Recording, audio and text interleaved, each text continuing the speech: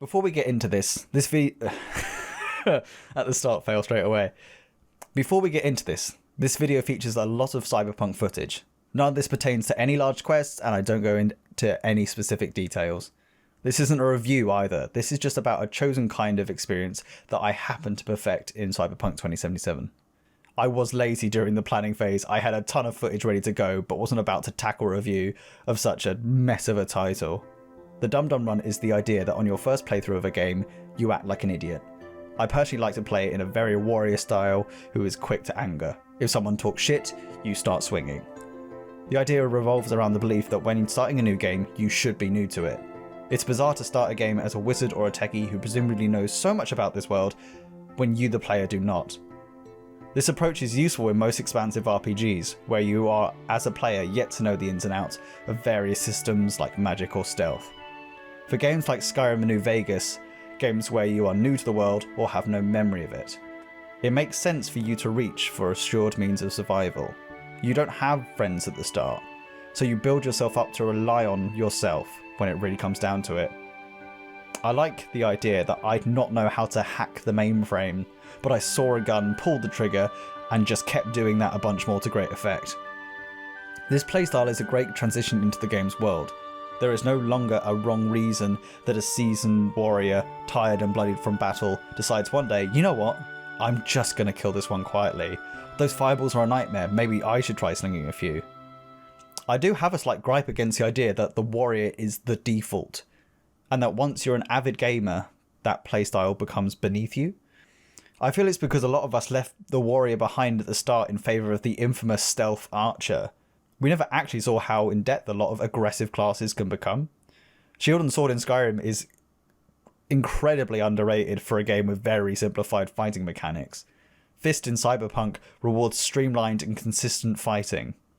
A good pistol build on Fallout New Vegas can live inside of VATS and make you feel like a rootin' tootin' cowboy. Now, I'm no stranger to save scumming, especially with the disaster that was Fallout 4's dialogue system.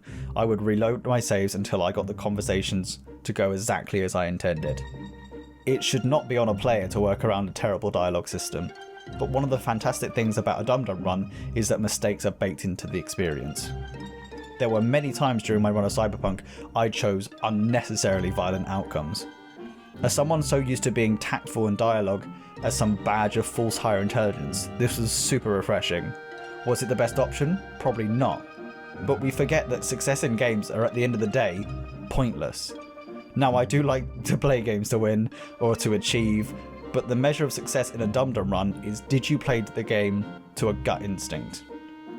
Did you thrust yourself into an experience without knowing everything? Did you let yourself go in half-cocked and make it out alive?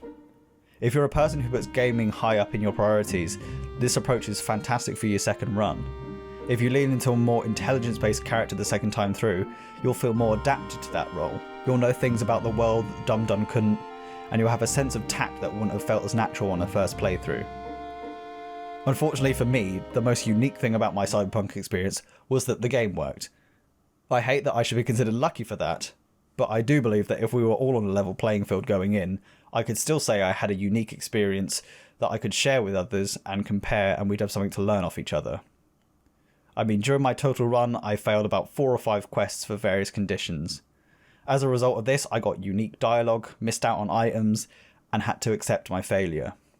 Because most players guarantee their success, they shut off an entire area of the experience. I won't be going into specifics here, but there was one quest I failed that had a dramatically unexpected outcome. I'm not sure if this is specific to Cyberpunk, but some quests have dialogue built into them that are made to make you feel the consequences of failing to do something. And because most people are just going to reload their games, they are never going to see it. The point of this video is hopefully to show you that the instinctual need to be the best at any game you pick up might hold you back from just having fun. This is not just about being a dum-dum.